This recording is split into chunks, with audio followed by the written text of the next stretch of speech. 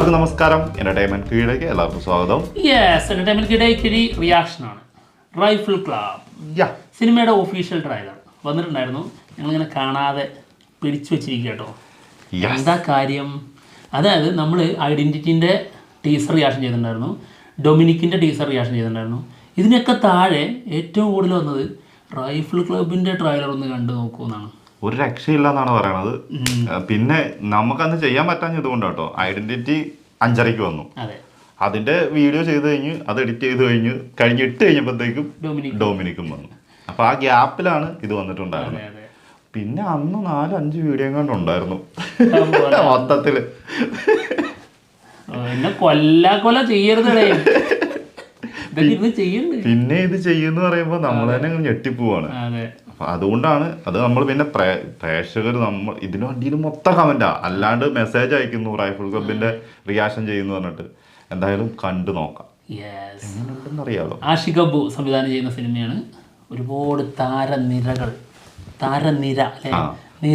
നിരന്നു നിൽക്കുന്ന സിനിമയാണ്. ഒരു വ്യത്യസ്തമായ ഐറ്റാണെന്നുള്ളതാണ് കേട്ടത്. എന്തായാലും കണ്ടു നോക്കാം. ഡിസംബർ 19 സിനിമ റിലീസ് ആവുന്നത് കേട്ടോ. ഡിസംബർ 19 അല്ലേ? ഓരോ ദിവസം ഓരോന്ന് വെച്ച്.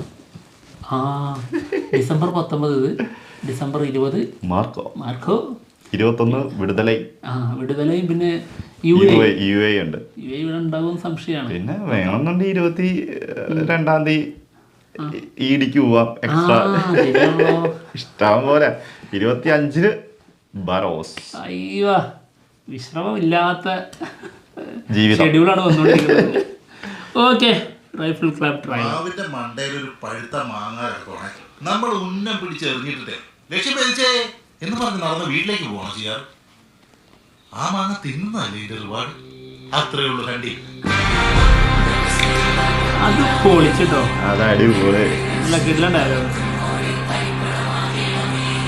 പിടിച്ചാൽ ഏതാണ് പാട്ട്?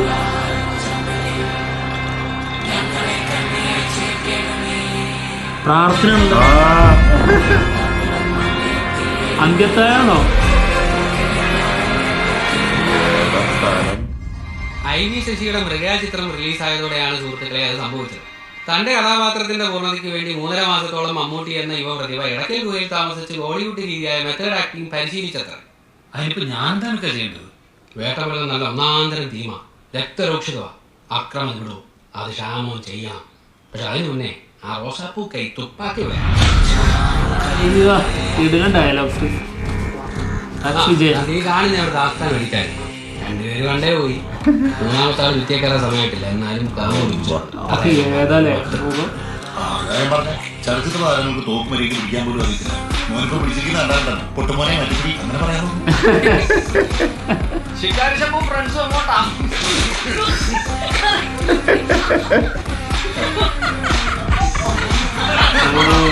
അവരൊക്കെ സിനിമ ടീം അല്ലേ?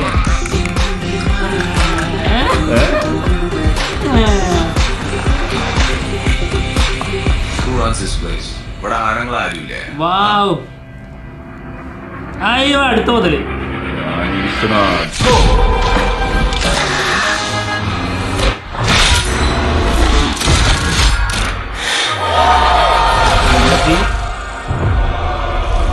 ഹനുമാൻകാരിന്റെ പൊളിക്കൂട്ട്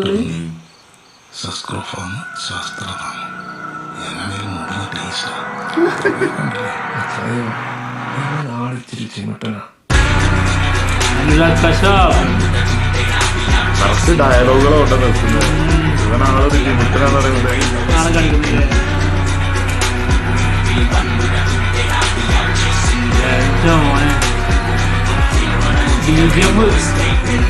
പോലീസ് വന്നത് സത്യം.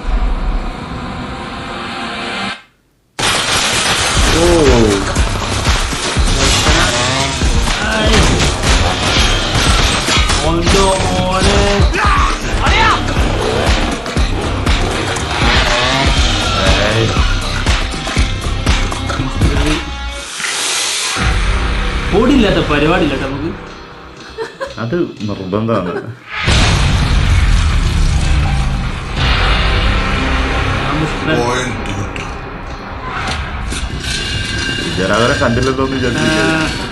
പഴയ വെട്ടിക്കാരനെന്ന് പറഞ്ഞത് 0.32 വരും.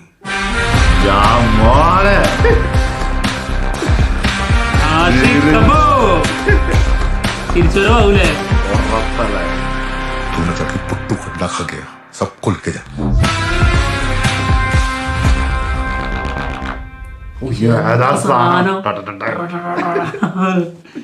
ഭീകര സാധനം വെറുതെ അല്ല മക്കളെ ഇത്ര ഇത് വന്നത് കേട്ടോ.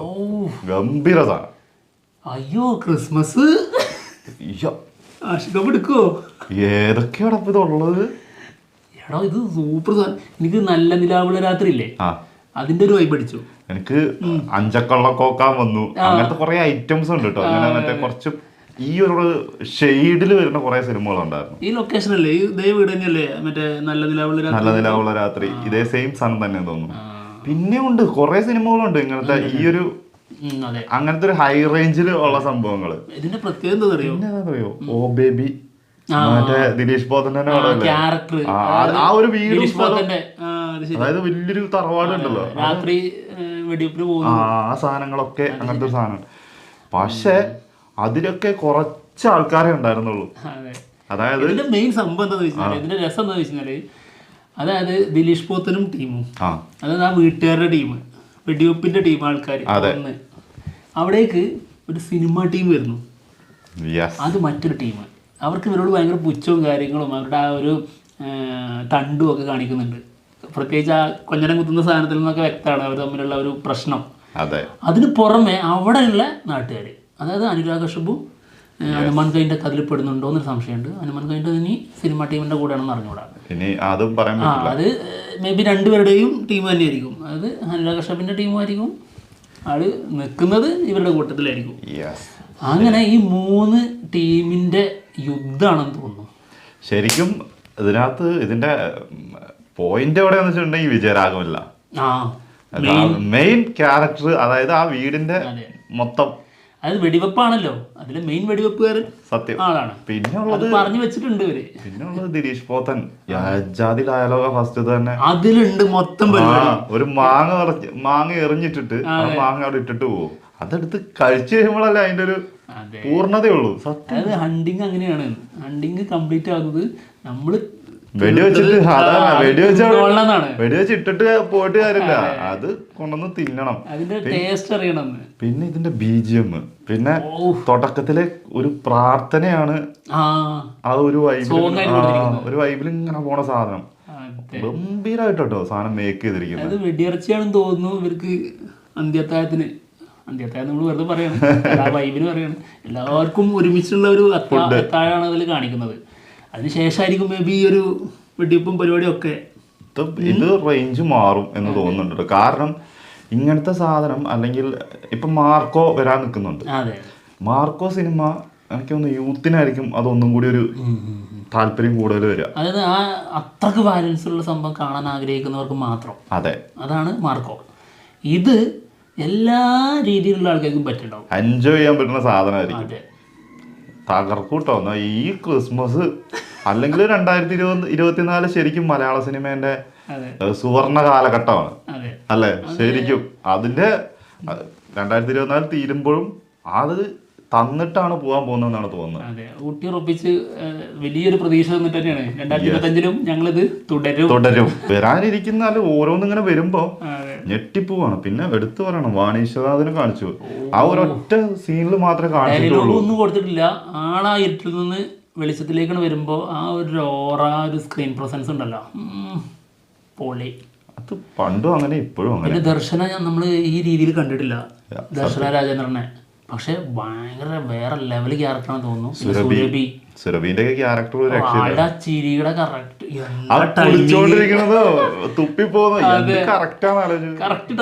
ടൈമിങ് സൂപ്പറാ. അതോടെ കോമഡിയുടെ വർക്ക് ആവുന്നുണ്ട്. ശരിക്കും അവർക്ക് ഹേർട്ടും ചെയ്യും. ആ കളിയാക്കുന്നതേ ശരിക്കും ഹേർട്ട് ചെയ്യും. അത് ശരിക്കും അത് ശരിക്കും കളിയാക്കുന്ന ഭയങ്കരമായിട്ട് സൂപ്പറായിട്ടത് ഫീൽ ചെയ്യും. പിന്നെ ഹണ്ടിങ്ങിനെ കുറിച്ച് പറയുന്ന സമയത്ത് ഇങ്ങനെ അടിക്കുന്നുണ്ടല്ലോ, ഇത് കേട്ടോണ്ടിരിക്കുന്ന ആളെ അത് എന്ത് സാധനം, എനിക്ക് ഇഷ്ടമായത്. ഓരോരുത്തരും ഓരോ രീതിയിലാണ് ഓരോന്നിനും ഉള്ള റിയാക്ഷൻ കൊടുക്കുക. ഇങ്ങനെ സാധനം. പിന്നെ മറ്റേ പയ്യന്റെ പേരും മറന്നുപോയി, RDX. അയ്യോ, മറ്റേ കിടിലൻ ക്യാരക്ടറാണ്. അഴിഞ്ഞാടും എന്താണെങ്കിലും മൊത്തത്തില് ഒരു ഫുൾ പാക്കേജ് ആയിട്ടുള്ള ഒരു സിനിമയാണ്. റോ സാധനം ശരിക്കും. അത് ഇവര് പിന്നെ ഇത്രയും ആൾക്കാർ ഇപ്പൊ ആരൊക്കെ കാണിച്ചോ അവരൊക്കെ വെപ്പൺസ് എടുക്കുന്നുണ്ട്. അതൊന്നും അവർക്ക് അത് ചേരുന്നില്ല എന്ന് തോന്നുന്നേയില്ല. സത്യം എല്ലാവർക്കും ഭയങ്കര ചേർന്നില്ല തോന്നുന്നു ഒന്നുള്ളൂ. അത് നിരീഷ് പത്തന് അപ്പൊ തന്നെ അതിനുള്ള മറുപടിയും കൊടുക്കുന്നുണ്ട്. അതാ പിടിക്കുന്ന കാണുമ്പോ തന്നെ അറിയാം. അതിന് മാത്രം ബാക്കി എല്ലാരും വിജയരാഘവന്റെ ലാസ്റ്റത്തെ ഡയലോഗ് എന്താ ഗണ്ണെടുത്ത് വെച്ചിട്ട് കിട്ടില്ല സാധനം ഡീറ്റെയിൽ ആയിട്ട് പറയാം. പിന്നെ ആ പന്നിയെ വെടിവെക്കുന്നതിന് മുൻപ് അതിന്റെ ശാസ്ത്രീയ നാമം പറഞ്ഞിട്ടാണ് അത് കൊല്ലുന്നതിന് മുൻപ് ശാസ്ത്രീയ നാമം പറഞ്ഞു തന്നിട്ടാണ് കൊല്ലുന്നത്. പഠിപ്പിക്കാൻ കൊണ്ടുപോകാണല്ലോ ഹണ്ടിങ് എന്താണെന്ന്. അപ്പൊ പറഞ്ഞു കൊടുക്കണല്ലോ. എന്താണെങ്കിലും ഭീകര സാധനമായിട്ടാണ് തോന്നുന്നത്. കാത്തിരിക്കാം. പിന്നെ ഫുള്ള് നൈറ്റ് ആണ് കേട്ടോ കൂടുതലും. ഡേയിലുള്ള അങ്ങനെ അധികം കാണാനൊന്നും കണ്ടിട്ടില്ല ട്രെയിലറിൽ. ഇത് വളരെ എളുപ്പമാണ്. ഇതിപ്പോ ഇനി പകലിലാണെങ്കിൽ പോലും അതിന്റെ ഉള്ളിലാവുമ്പോ അതേ വൈബ് തന്നെ കിട്ടും. അതൊരു സത്യം. ഇൻഡോർ ആകുമ്പം അറിയാലോ നൈറ്റിന്റെ എഫക്ട് കൊടുക്കാൻ കുഴപ്പമില്ല. പക്ഷെ പുറത്ത് ഉള്ള സാധനങ്ങളൊന്നും ഇതിൽ കണ്ടിട്ടില്ലല്ലോ. ഇല്ല കണ്ടു. ആ പന്നി വരുന്ന ഫസ്റ്റ് പന്നീനെ കൊണ്ട് വരുന്ന സമയത്ത് അതൊക്കെ തുടക്കം തന്നെ ആയിരിക്കാം. അത് ഡീറ്റെയിലിംഗ് തുടങ്ങുന്ന ഇവരുടെ പരിപാടി ഇതൊക്കെയാണെന്ന് കാണിച്ചു തരുന്ന ഒരു സംഭവം. പിന്നെ ഹണ്ടിങ് തമ്മിൽ മാറും. പിന്നെ മനുഷ്യരെ കൊല്ലുന്നു. അതാണല്ലോ ഹണ്ടിങ്. ഇപ്പത്തെ ഹണ്ടിങ് വീണ മാങ്ങ എടുത്തിട്ട് കഴിക്കുന്നു. ഇതൊക്കെ തന്നെ ആയിരിക്കും. എന്താണെങ്കിലും കാത്തിരിക്കാം. ഒരു അടാറായിട്ടാണെന്ന് തോന്നുന്നു.